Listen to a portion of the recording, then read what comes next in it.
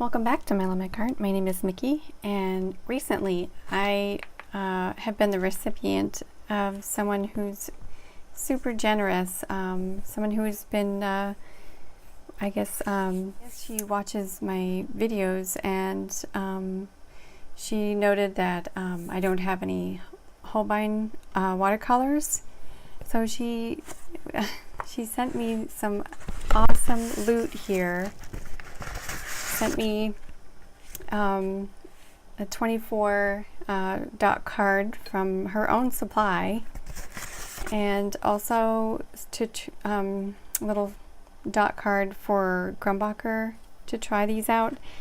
And not only that, but she sent me all these yummy little amazing half pans of watercolor. So because she did that, I'm definitely going to draw her portrait. And she gave me a lovely letter too. And oops. She says, I know how fun playing with paint is. In the envelope you'll find a small Grumbacher Academy watercolor dot cards. And she threw them in just for fun. And she said some really sweet stuff, and I'm like, ugh, I'm just so excited, and it's very, very nice. So in my sketchbook, I found a picture of her on her Instagram, and I incorporated her into this sketch. So I think I want to use what she's given me here to do this in a larger form. And so I'm going to do a little time lapse to open these up, but I definitely want to swatch these with you, so I'll be right back.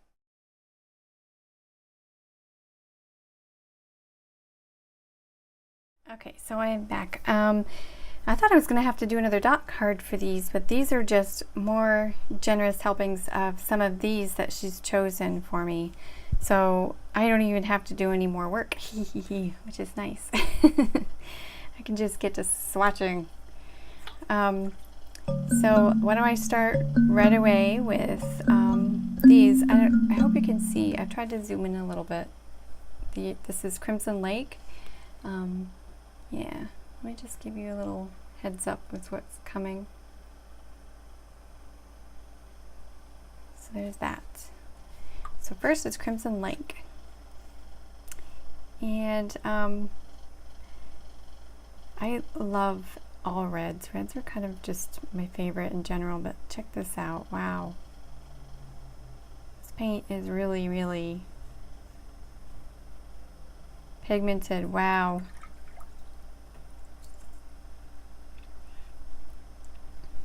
And yeah, Rose Madder is kind of one of my favorite reds, because it can go, it's really versatile. That Crimson Lake would be really great for mixing too. The only sad thing about Rose Madder is that it's not very light fast. Ooh, these are really pigmented colors. They kind of remind me of a little bit like the Kiritake, the Ganzi Tambay set. It's the only thing I can compare these two, because, well, and Shinhan too. Shinhan's pretty pigmented also. Wow, look at that. Really nice. I'm curious about this one. How is this going to look? It has PR 108, PO 20, and PW6. I'm gonna just do this real quick, because I'm interested in skin tones.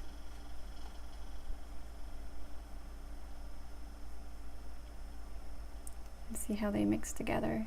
Am I on?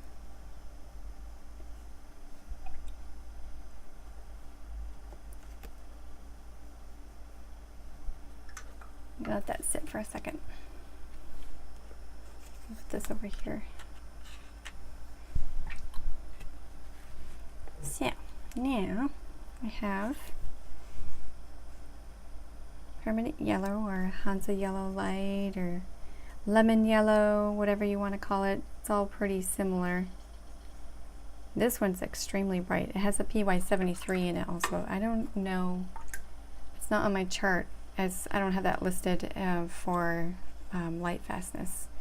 I have this handy chart I got from one of the new books I bought, and it's so nice because I'll be playing with my paints. I'm like, oh, what's that pigment? Is it going to be light fast? Is it a fugitive? And I'll just look up, and there's my chart.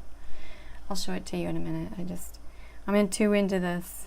That permanent yellow deep, I think, is more of my favorite than the lemon yellow. Now this yellow ochre could also be nice for mixing skin tones. And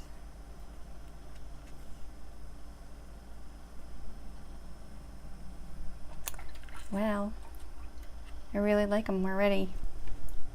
So this yellow gray is curious too. It's PY42. It's like I guess a kind of like an ochre for this set maybe. PBK 6 and PW6. So it has a black, a white, and a PY42, which is a yellow ochre. That's interesting. Maybe some shadow.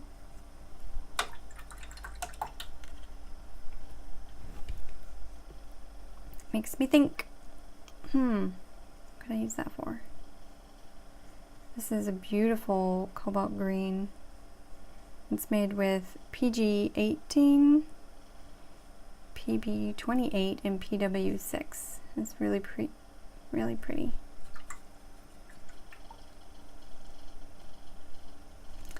Next is a permanent green.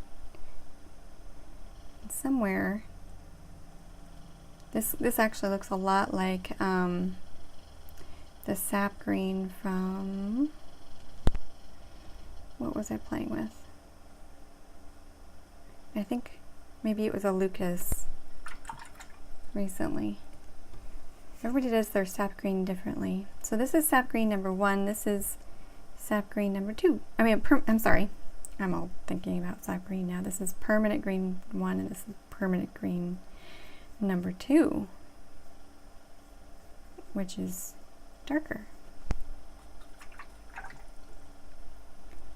So the next I'm curious about is Terre Verte. So this is like a chromium oxide, which is PG23 and PG17, and my chromium oxide is PG17. So yeah, that is a partly chromium oxide. So here's Viridian, and I was really interested in this. It's a PG7. Oh, I got some off there. A bit of the paper did stick to these guys, so I had to doctor them a little bit. So I'm not going to chase it around. This is really neat. It gets really dark, and then it gets really light. So it's a very versatile Viridian hue. And Compost Blue is just gorgeous. Look at that. Wow. A lot of them have, I see a PW6 in a lot of them.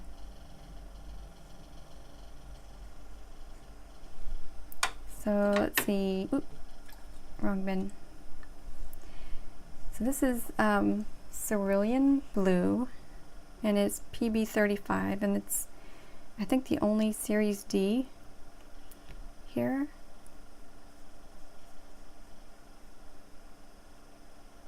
It's showing up pretty light, or maybe it just takes a minute.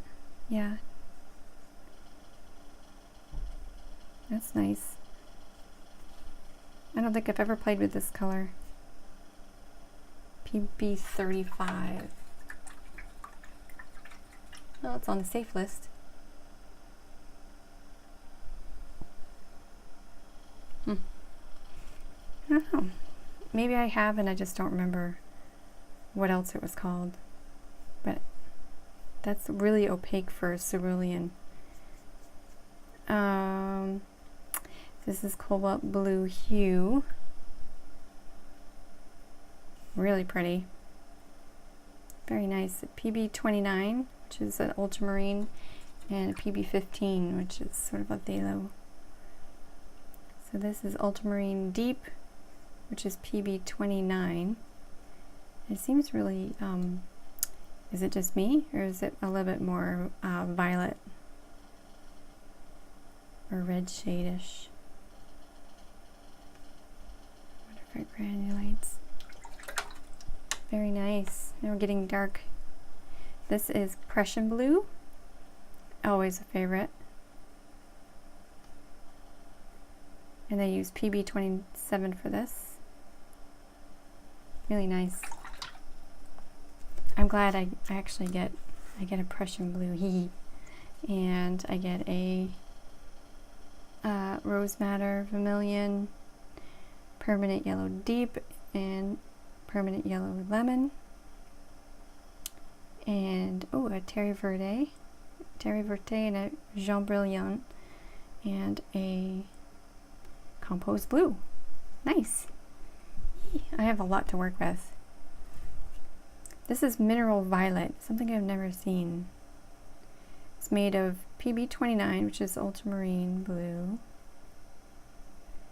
PR122 and PBR25. So it's got a brown, a red, and a blue in it. That's really pretty.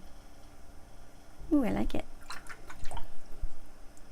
So here is the Venetian red, which they call light red. It's a PR101, and it's showing up really orange in this brand, and a little bit more transparent than I usually see PR101. Usually it's this murky. I mean, this is Core's PR101.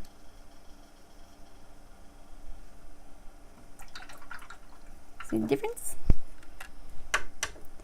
Next is Burnt Sienna, which is PBR7, which is nice and golden. Look at that, that's really pretty. Ooh yeah, that's a winner. Really nice. Burnt Umber, which is a nice reddish brown.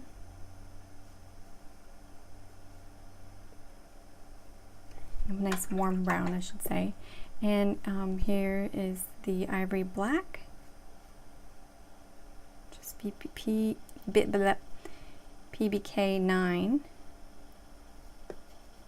And they're Chinese white. It's good for some highlights. And you can't really see this, but I'll put it over this PW6.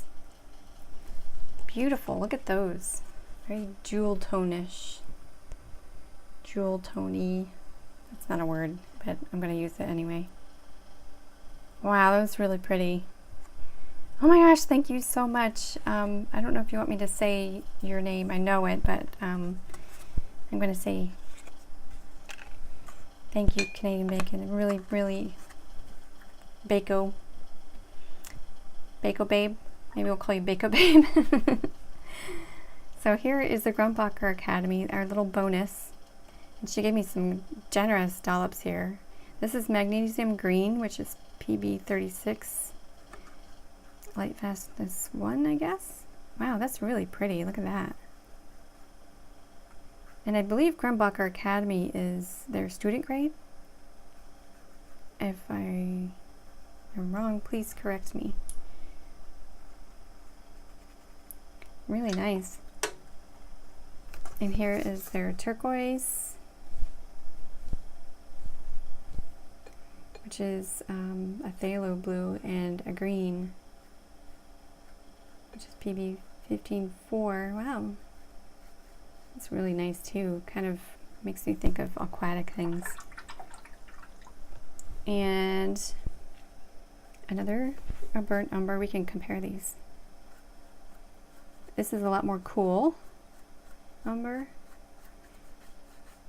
It's still on the warm side, which is nice too. It's a really nice burnt umber. And compared to this one, it's See how it's a little bit more on the cool tone side? And here's the burnt sienna compared to the other, and it's PBR 7 also.